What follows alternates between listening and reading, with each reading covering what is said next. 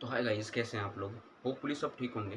तो आज की इस वीडियो में हम लोग बात करने वाले हैं अभी हाल ही में सुप्रीम कोर्ट ने 11 अगस्त 2025 को एक जजमेंट या फिर कह लो कि एक ऑर्डर पास किया, जिसमें दिल्ली में रह रहे जितने भी आवारा कुत्ते हैं, जितने भी स्ट्रीट डॉग हैं, उन्हें वहाँ से हटाकर गवर्नमेंट शेल्टर में रखा जाएगा। यानी कि उन्हें सड़कों पर से उठाकर शेल्टरों में रखा जाएगा। जिसके चलते जो दिल्ली की जनता है वो भड़क गई है, वो इस ऑर्डर और जजमेंट के खिलाफ प्रोटेस्ट करने लग गई है। और प्रोटेस्ट इतना बढ़ गया है कि दिल्ली पुलिस ने कुछ जगहों पर कुछ लोगों के खिलाफ सख्त कार्रवाई करना, एक्शन लेना शुरू कर दिया है और लाठी चार्ज वगैरह भी शुरू कर दिया है। अब ये बात जो आपको सुनाई दे रही है, दिखाई दे रही है, वो इतनी भी सीधी नहीं है, लेकिन इस वीडियो में इस चीज़ को पूरी डिटेल में जानने की कोशिश करेंगे। तो चलिए वीडियो को शुरू करें। पुलिस स्टेशन जाएंगे, हम जेल में रहेंगे। अगर मेरे बच्चों को उठा लिया इन लोगों ने ऐसे तो मैं मर जाऊंगी। सुप्रीम कोर्ट को कुछ पता वता है कि नहीं, बस डिसीजन दे दिया उठा कर। तो 11 अगस्त 2025 को सुप्रीम कोर्ट ने ये ऑर्डर पास किया कि भाई दिल्ली की सड़कों पर जितने भी आवारा कुत्ते हैं, जितने भी स्ट्रीट डॉग हैं, उन्हें सड़कों पे से हटाकर शेल्टरों में रखा जाएगा। जिसके चलते जो दिल्ली की जनता है वो भड़क गई थी और इसके खिलाफ प्रोटेस्ट करने लगी। अब इससे पहले ये जानने की कोशिश करते हैं कि सुप्रीम कोर्ट ने जो ऑर्डर पास किया है वो सिर्फ डॉग्स के लिए ही क्यों किया है। अब भाई दिल्ली की सड़कों पर तो आपको और भी काफ़ी एनिमल्स देखने को मिल जाएंगे, जैसे गाय हुआ, बंदर वगैरह हुए, और भी ऐसे एनिमल्स देखने को मिल जाएंगे। लेकिन जो ये ऑर्डर पास हुआ है ये सिर्फ डॉग्स के लिए ही क्यों हुआ है, पहले इस चीज़ को थोड़ा सा जानने की कोशिश करते हैं। देखो, एक बीमारी होती है रेबिस नाम की। ये जो बीमारी है बड़ी खतरनाक बीमारी होती है, और ये जो बीमारी है वो सिर्फ कुत्तों से होती है। अब ऐसा भी नहीं है कि ये जो बीमारी सारे कुत्तों से होती है। कुछ पर्टिकुलर कुत्तों में रेबिस के वायरसेस पाए जाते हैं, जिनके कारण ये बीमारी होती है। अब होता क्या है कि चलो मान लो कि कोई भी इंसान है, कोई औरत है, बच्चा है, आदमी है, उस इंसान को वो पर्टिकुलर कुत्ता जिसके अंदर रेबीज के वायरस है वो या तो बाइट कर ले, या फिर उस इंसान के किसी भी जख्म पर चाट ले, यानी कि उसे चाट ले, जिसके कारण जो वायरस है वो बॉडी के अंदर एंटर कर जाता है। और ये जो वायरस होता है वो उस पर्टिकुलर कुत्ते के लार्वा में प्रेजेंट होता है। अब उस पर्टिकुलर कुत्ते के बाइट करने के बाद जब वो वायरस इंसान की बॉडी के अंदर एंटर कर जाता है, तो सबसे पहले वो पेरिफेरल नर्वस सिस्टम के अंदर एंटर करता है। और पेरिफेरल नर्वस सिस्टम के एंटर करने के बाद वो इंसान के स्पाइनल कोड में एंटर करता है। और स्पाइनल कोड में एंटर करने के बाद वो डायरेक्ट सीधा ब्रेन में एंटर करता है। और ब्रेन में एंटर करते ही वो ब्रेन को डैमेज और हाईजैक करना चालू कर देता है धीरे धीरे से। अब ये जो बीमारी है वो डायरेक्ट नहीं होती है, ये बीमारी स्टेजेस में होती है।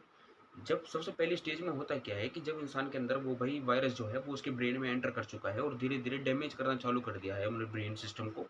तो इंसान के अंदर आपको सबसे पहले जो चीज़ें देखने को मिलती है वो या तो हो सकती है कफ वगैरह, या फिर फीवर वगैरह देखने को मिल जाता है, हल्का हल्का बुखार देखने को मिल जाता है, जिससे बॉडी पर ज़्यादा कुछ इफेक्ट पड़ता नहीं है। लेकिन सेकंड स्टेज में क्या होता है कि ये जो फीवर और जो बुखार कफ वगैरह है वो थोड़ी सी ज़्यादा बढ़ जाती है और थोड़ी सी एक्सट्रीम लेवल पर हो जाती है, जिसके कारण इंसान को जो है वो काफ़ी थका थका महसूस करने लगता है और उसे अपनी बॉडी में एक अजीब सी चीज़ें महसूस होना चालू हो जाती है कि उसकी बॉडी के अंदर कुछ एक अजीब हो रहा है।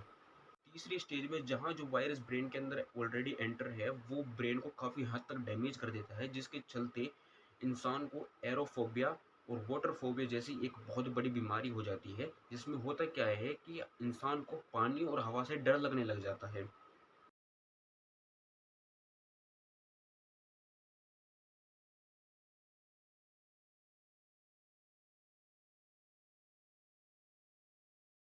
और फोर्थ स्टेज तक आते आते ब्रेन जो है वो पूरी तरह से डैमेज हो चुका होता है और इंसान बिल्कुल पूरी तरह से पागल हो चुका होता है। उसे इस कंडीशन में हॉस्पिटल में रखा जाता है कि उसे चारों तरफ से हाथ पांव उसके बांध कर हॉस्पिटल में उसका ट्रीटमेंट किया जाता है। फिफ्थ जो लास्ट स्टेज है वो तो आप सबको पता है कि इंसान की एंड में डेथ हो जाती है। अब ऐसा भी नहीं है कि इस डिजीज़ का कोई इलाज नहीं है, इसका इलाज है। डब्ल्यूएचओ की रिपोर्ट के अनुसार अगर देखें तो जिस पर्टिकुलर जगह पर अगर इंसान को उस कुत्ते ने काट लिया है तो उस जगह पर 10 से 15 मिनट तक साबुन से अच्छी तरह से धोना चाहिए। जिससे होता है क्या है कि जो वायरस है वो पूरी तरह से आपकी बॉडी में एंटर नहीं कर पाता है। इस बीमारी का जो मेन इलाज है वो ये है कि इस बीमारी के पर्टिकुलर इंजेक्शन लगते हैं, जिसके चलते ये बीमारी जो है वो पूरी तरह से बिल्कुल ठीक हो जाती है। अब ये कोई एक नॉर्मल बीमारी नहीं है, ये एक बहुत ही बड़ी और एक खतरनाक बीमारी है, जैसा मैंने आपको बताया। बढ़ते पुलिस स्टेशन में केसेस और हॉस्पिटल में पेशेंट की वजह से सुप्रीम कोर्ट ने ये डिसीजन लिया, ये ऑर्डर पास किया और जिस ऑर्डर के खिलाफ दिल्ली की जो जनता है वो प्रोटेस्ट पर उतर गई है।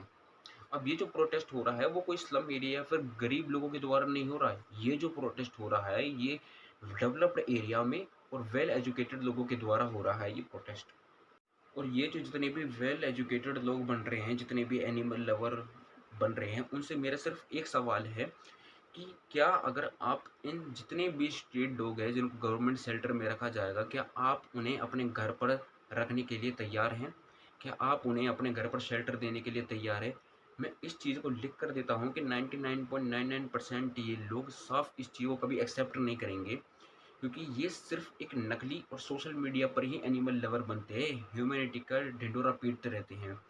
हकीकत क्या है? हकीकत में आप लोगों को पता है कि हर रोज़ डेली आप लोगों को चिकन मीट खाते हुए, अपने स्वाद से खाते हुए आप लोगों को मिलेंगे।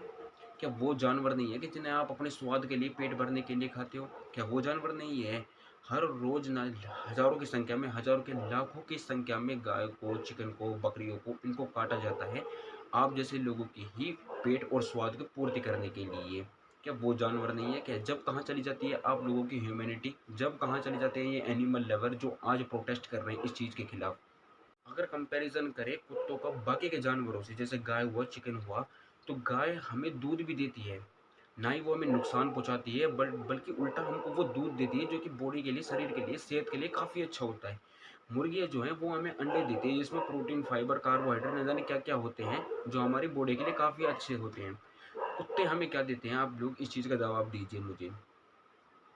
ज़्यादा ही जो डॉग लवर, एनिमल लवर बन रहे हैं, अपने घर में पालो ना गाय, पता चल जाए आपको वो धर्म के हिसाब से भी कितनी अच्छी होती है और आपको दूध भी देती है, सब काम आप करती है और इतनी ना ही कोई हमें नुकसान पहुंचाती है। जो प्रोटेस्ट हो रहा है वो सिर्फ एक टाइम पास, एक एजेंडा क्रिएट करने के लिए और थोड़ी सी फॉलोअर्स गेन करने के लिए हो रहा है, बाकी और कुछ नहीं है। अब ऐसा भी नहीं है कि कुछ की गलती की सज़ा बाकी सारी कम्युनिटी को मिले, यानी कि कुछ डॉग्स की वजह से सारी कम्युनिटी के डॉग्स के ऊपर एक्शन लिया जाए, लेकिन बाकी के जितने भी डॉग्स हैं वो भी हमारे लिए खतरनाक हैं, लेकिन कम है। अब इसमें हम क्या कर सकते हैं? हम बस सुप्रीम कोर्ट से ये रिक्वेस्ट कर सकते हैं कि जितने भी डॉग्स को शेल्टरों में रखा जा रहा है वहाँ पर उन्हें एक अच्छी लाइफ स्पेंड करने को मिले और एक अच्छा खाना, उनकी अच्छी देखभाल हो।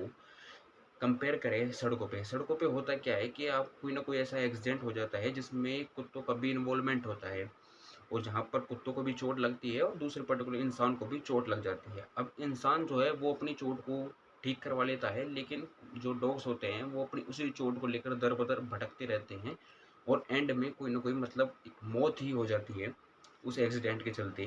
तो उस चीज़ से कंपेयर करें तो जो इस शेल्टर में इनको रखा जाएगा, बस हम इस चीज़ की उम्मीद करते हैं कि गवर्नमेंट के द्वारा सुप्रीम कोर्ट से कि वहाँ पर इन्हें एक अच्छी लाइफ दी जाए, एक अच्छा खाना पीना, एक अच्छी देखभाल से इनको रखा जाए, जिसके चलते ये भी खुश रहें और हम भी खुश रहें, ये भी अपनी एक लाइफ को अच्छी तरह से इंजॉय कर सकें और हम भी। तो आज के लिए बस इतना ही दोस्तों। अगर वीडियो अच्छी लगी हो तो चैनल को सब्सक्राइब करें, वीडियो को लाइक करें, शेयर ज़रूर करें। जय हिंद, जय श्री राम, बाय बाय।